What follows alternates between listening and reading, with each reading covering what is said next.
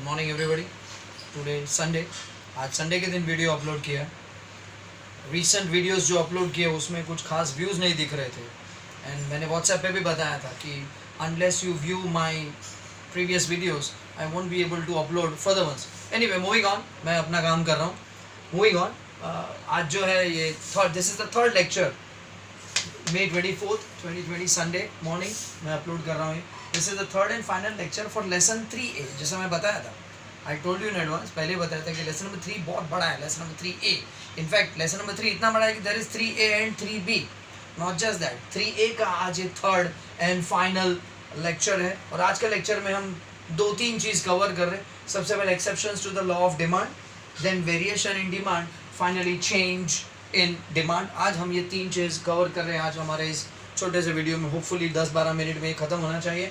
Anyway, before we move on, याद रखो ये, I think by now all of you know this, बार बार आ रहा है ये बात, with the rise in price there is a fall in quantity demanded and vice versa, with the fall in price there is a rise in quantity demanded. एक ही गाना बार बार इस पूरे लेसन में 50 बार आएगा ये गाना, एंड आज भी वही बात है। Anyway, we are starting this lecture today with exceptions. This is the rule. ये rule है। Exceptions उसका opposite होता है। इसका मतलब क्या हुआ?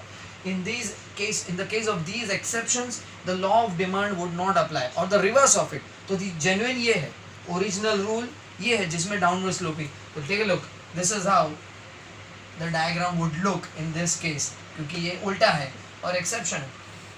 प्रीवियस वीडियो में मैंने बताया था कि इनवर्स रिलेशनशिप को एक्सप्रेस करने का बेस्ट तरीका है a downward sloping curve from left to right, but यहाँ पे तो उल्टा है। These are exceptions, so in case of exceptions it would be still left to right but upward. In the case of these exceptions this is how the diagram looks like, यानी कि law of demand का उल्टा, क्योंकि वो exceptions है। अब ये exceptions क्यों है, क्या है, आर दे जेन्युइन एक्सेप्शंस और नॉट, इसके ऊपर I am about to start now. First thing, exceptions to the law of demand, Giffen's paradox. ये थोड़ा इंटरेस्टिंग कॉन्सेप्ट है, सुन लो, समझ लो, याद रखो, इसको डीप में स्टडी करना भी बहुत ज़रूरी है। सबसे पहली बात, ये जो एक आंसर है एग्जाम में अलग से 4 मार्क के लिए आ सकता है। नॉट जस्ट दैट, गिफन्स पैराडॉक्स पे अलग से ऑब्जेक्टिव्स, शॉर्ट नोट्स, डेफिनेशंस, अलग से बहुत कुछ आता है, ट्रू और फॉल्स विद रीजन। ये पूरे आंसर में सबसे पहले गिफन्स इसलिए क्योंकि वो एकदम अलग हटके है, लेकिन उसका पार्ट भी है और एग्जाम में अलग से भी आता है। तो here is an interesting small story about it. By the way, Giffen's एक बंदे का नाम है। आई मेक इट क्विक, एक बड़ा सा एग्जाम्पल है, I try to give it in very shortest possible time. Giffen's एक बंदे का नाम है, एन इकोनॉमिस्ट, जो this happened between the 2 wars, we all remember, after the war and after the first world war and before the second world war, this happened between गिफन्स करके एक बंदा London में, उसका घर था लंदन में और मिडिल क्लास आदमी, एंड उसकी वाइफ अनपढ़ गंवार थी। बट वो उसकी वाइफ हमेशा, जैसे आजकल कोरोना के ज़माने में बहुत कुछ है जो मिलना मुश्किल है, कुछ है जो मिलना आसान है, प्राइसेस का तो कोई हिसाब ही नहीं है, कोई भी चीज़ हद से ज़्यादा महंगी हो गई है। सिमिलर एक्सपीरियंस उनको before and after the war हुआ एंड ड्यूरिंग द वॉर। तो ड्यूरिंग द वॉर गिफन्स और उसकी बीवी ने क्लियरली नोटिस किया कि ब्रेड का प्राइस बढ़ जाने के बाद भी लोग खरीद रहे थे। Bread, pav, in proper London, big शहर की बात कर रहा हूँ, ड्यूरिंग द वॉर। तो क्लियरली उन्होंने नोट किया कि ब्रेड एंड पाव के प्राइस, केक, यहाँ तक कि केक का भी प्राइस बहुत बढ़ गया था, बेकरी प्रोडक्ट का प्राइस बहुत बढ़ गया था। जैसे जैसे बढ़ रहा था लोग खरीद रहे थे। And after the war bakery products का जो डिमांड है, बेकरी प्रोडक्ट्स का जो प्राइस है वो बहुत कम हो गया धीरे धीरे, फिर भी डिमांड कम हो गया। सो ये गिफन्स की समझ में नहीं आ रहा था। So one day while writing a thesis और राइटिंग अ पेपर, रात को रिसर्च करते वक्त गिफन्स जो है वो खाना खाते टाइम थोड़ा अपसेट था, ज़्यादा बात नहीं कर रहा था। उसकी वाइफ जो एक अनपढ़ गंवार थी, उसने ऐसे ही डिस्कस किया कि what is wrong with you, how was your day today, ऐसे जनरल वो डिस्कस कर रही थी। एंड उसके हस्बैंड ने क्लियरली सब कुछ बता दिया। वो क्लियर यही बताया कि भाई ब्रेड जो वॉर के टाइम पे ये इतना महंगा था, अभी सस्ता, आफ्टर द वॉर सस्ता होने के बाद भी उसका डिमांड कम क्यों है, ये समझ में नहीं आ रहा। तो उसकी वाइफ ने सीधी सादी बात बताई। उसकी वाइफ बोली, इसमें कोई बड़ा रॉकेट साइंस नहीं है, this is simple common general economic, जैसे जनरल इकोनॉमिक्स होता है, जैसे जनरल नॉलेज होता है, वैसे this is pure general economics. उसकी वाइफ ने बताया कि during the war non veg item हद से ज़्यादा महंगे थे, they were beyond London city. जो भी लंदन के अंदर अर्बन एरिया में जो भी पोल्ट्री आता था वो लंदन से 200 मील दूर से आता था। जो भी नॉनवेज प्रोडक्ट्स आते थे वो even poultry something as simple as eggs वो लंदन से 100-200 मील दूर से आता था। और जर्मनी हाथ धो के पीछे पड़ा था, हिटलर इंग्लैंड के पीछे हाथ धो के पड़ा था, इट वॉज इम्पॉसिबल। लेकिन bakeries were local, in fact the bakeries were in the basement in most of the buildings in London proper downtown London area में। लंदन डाउनटाउन एरिया में जो भी बेकरीज थे वो बड़े बड़े बिल्डिंग में नीचे थे, उनके पत्थर के बने बिल्डिंग, वेरी स्ट्रॉन्ग बिल्डिंग। आज भी वो बिल्डिंग मजबूत खड़े, आज भी हमारे टाउन साइड चर्चगेट में फोर्ट एरिया में पत्थर के मजबूत बिल्डिंग खड़े जिसमें सीमेंट बहुत कम यूज़ हुई थी, फिर भी वो बिल्डिंग मजबूत। तो वहाँ पे लंदन में उन्होंने बेसमेंट में बेकरीज बनाए थे। तो बेकरी के जो प्रोडक्ट थे उनको 200 किलोमीटर दूर से नहीं आना था।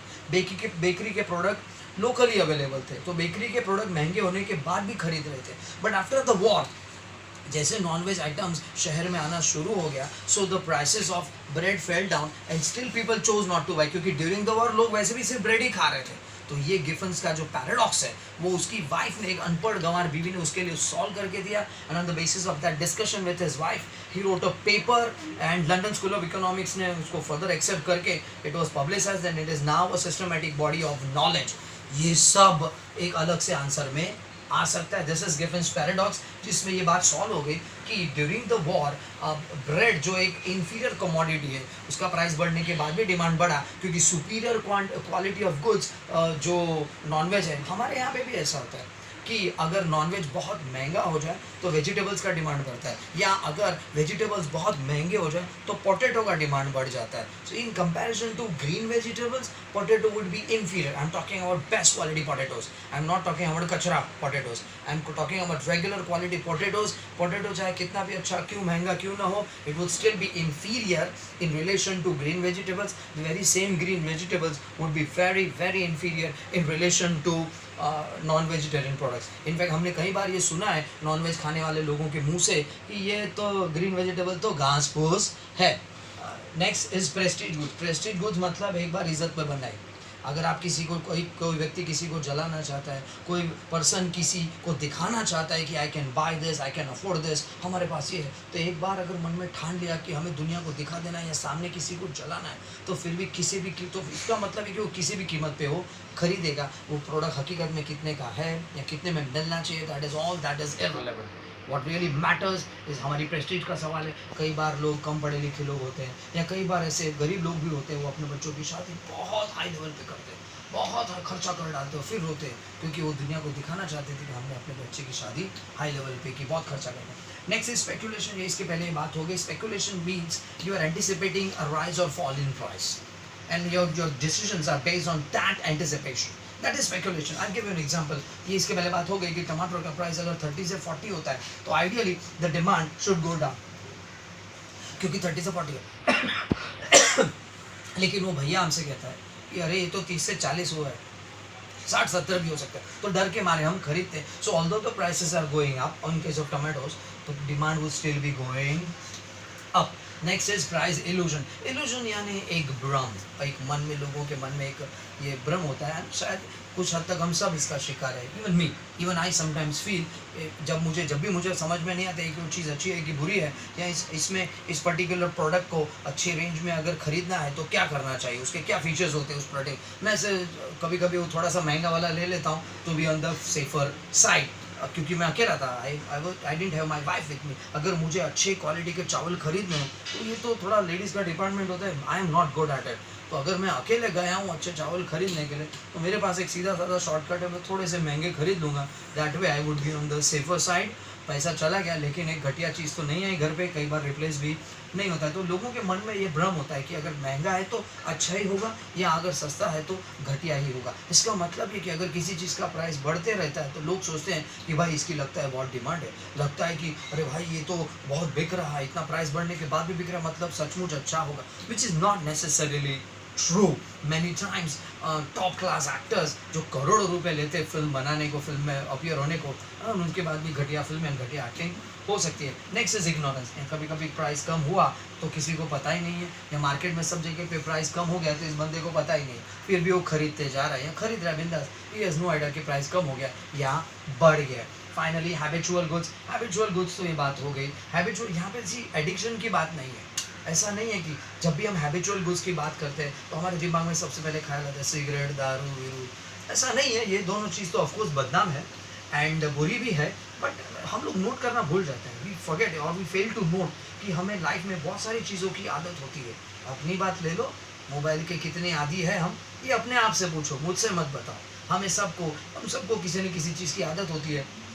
कुछ लोगों को सिर्फ ऑटो में ट्रैवल करने की आदत होती है, कुछ लोगों को पर्टिकुलर टाइप के कपड़े, इनका पर्टिकुलर ब्रांड के कपड़े पर्टिकुलर स्टाइल के कपड़े या मेकअप का सामान या ऐसा कोई भी भारी शूज़ या ऐसा कुछ भी आदत होती है। मुझे आदत है न्यूज़पेपर पढ़ने की। Believe me, I am finding it very difficult to survive in absence of newspapers and I am addicted to it in a way. So एक बार किसी बंदे को उस पर्टिकुलर चीज़ की आदत पड़ जाए तो वो छोटे मोटे फ़र्क की वजह से उस आदत को छोड़ता नहीं। People get used to it. शायद यही वजह है कि नेट पे या टीवी पे या डिश टीवी पे या टाटा स्काई पे कई बार वो जब कुछ नया लाते हैं तो वो स्टार्टिंग में फ्री देते हैं कि initial first month is free और उसके बाद प्राइस बढ़ाते ही जाते हैं। एक बार आपको आदत पड़ गई और ये बात उनको पता चल जाती तो फिर तो वो बिंदास प्राइस बढ़ाते रहते हैं।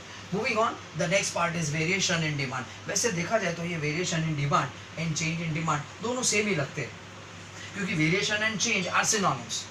Variation and change are in a way synonyms, but in economics यहाँ पे थोड़ा सा word play जैसा है, थोड़ा सा word play जैसा है, in the sense that अगर वो variation in demand है तो there can be only one reason. Variation in demand can happen only due to price.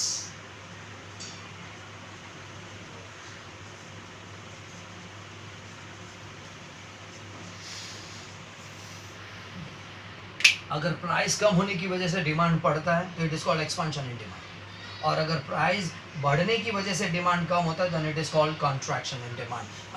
हमारा जो फर्स्ट लेक्चर था इस लेसन का, लेसन 3A का जो फर्स्ट लेक्चर था उसमें total demand, market demand, individual demand की बात आई थी and then we also discussed ये अपना प्राइस रिलेशन विथ डिमांड, उसके बारे में बात की एंड फाइनली उस फर्स्ट लेक्चर के एंड में we had done factors determining demand. तो फैक्टर्स डिटरमाइनिंग डिमांड में सबसे पहले प्राइस था और मैंने ये भी बताया था कि वो आंसर बहुत ईजी है।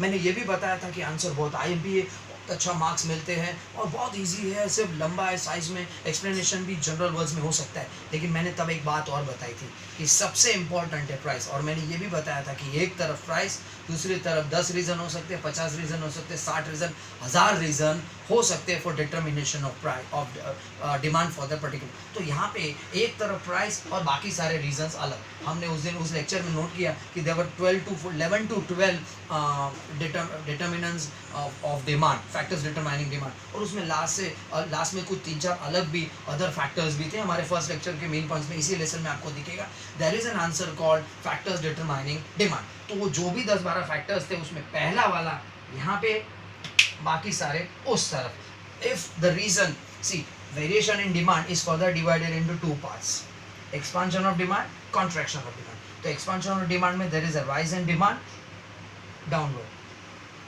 Contraction in demand में there is a fall in demand, upward. But on the same curve, दोनों डायग्राम में ज़्यादा फर्क नहीं दिखेगा आपको, there's hardly any difference. The only difference is ये upward है और ये downward जा रहा है. The movement is on the same curve. The reason is price and price only due to a change in price. अगर प्राइस ऊपर हुआ तो डिमांड कम यानी कॉन्ट्रैक्शन, अगर प्राइस नीचे हुआ तो डिमांड बढ़ेगा, उसके लिए वर्डिंग है expansion of demand. Moving on, change in demand. फिर से बता दूं, वेरिएशन और चेंज सुनने में समझने में एक जैसा लग रहा है, बट यहाँ पे वर्ड प्ले की तरह यूज करके पूरा मीनिंग चेंज हो रहा है। We are not doing English, we are not doing grammar, we are doing economics. So in economics, change in demand is further split into or divided into two parts. इसमें दो situations होते हैं, either there is an increase in demand or decrease in demand. Again, सुन के पहली नज़र में ऐसा ही कुछ लग रहा है, but there is a reason.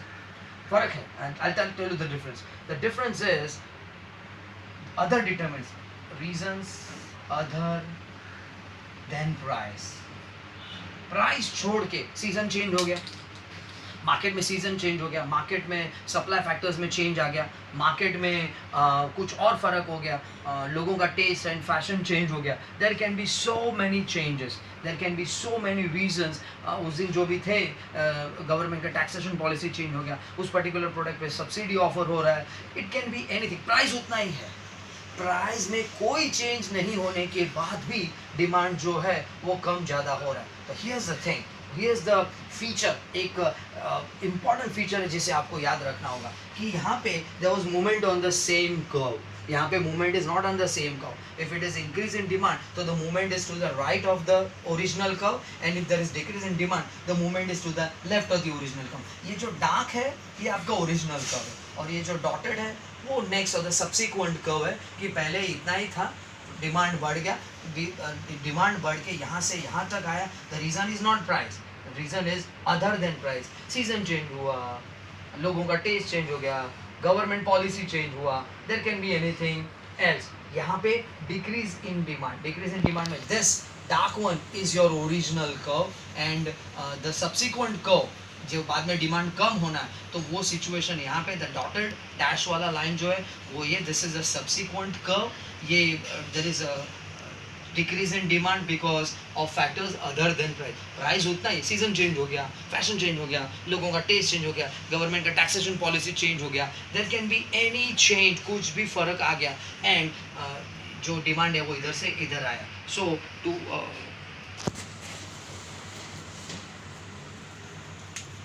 To wrap it up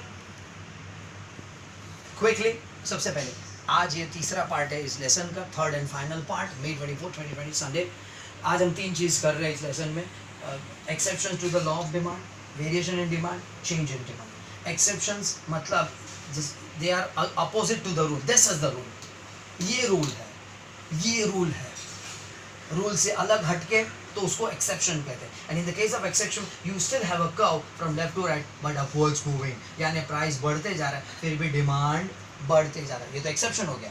तो क्या है इसमें, गिफन्स है, प्रेस्टेज गुड्स है, ये 4-5 अलग है, ये तो हमें ऑलरेडी. बट गिफन्स करके एक बंदा जिसकी वाइफ ने उसको पॉइंट आउट किया लंदन में, और ब्रेड के प्राइसेस के मूवमेंट के आधार पे inferior and superior quality of goods के बारे में कंपैरिजन करके पता चला कि ब्रेड का डिमांड कम हुआ वॉर के बाद क्योंकि अब नॉनवेज इजीली अवेलेबल था, दैट टू एट सस्ते में ऐसा. Then next part is variation in demand. Variation in demand is divided into 2 parts. Variation में एक्सपांशन एंड कॉन्ट्रैक्शन आता है. We have expansion in demand when there is a rise in demand due to fall in price. Price कम हो गया, there is a rise in demand.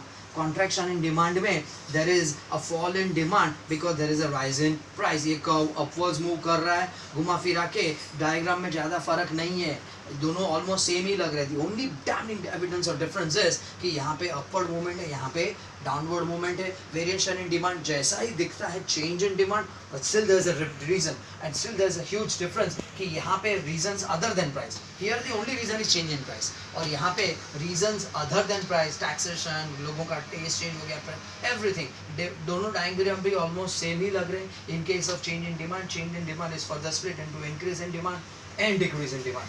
तो increase in demand का क्या feature है, क्या है कि this is your original curve, there is a rise in demand due to reasons other than price. This is your subsequent curve, ये जो dotted है, सो टू द राइट ऐसा याद रखो. यहाँ पे the movement is on the same curve, but यहाँ पे you can not have movement on the same curve because the reason is not price. So to the right, and इस तरफ the movement, ये आपका ओरिजिनल कर्व है. In case of decrease in demand the curve shift from here to here, this is your subsequent curve, and there is a fall in demand, the reason being other than price. तो यहाँ पे to the left, and that's it. We wrap up this lecture for the day.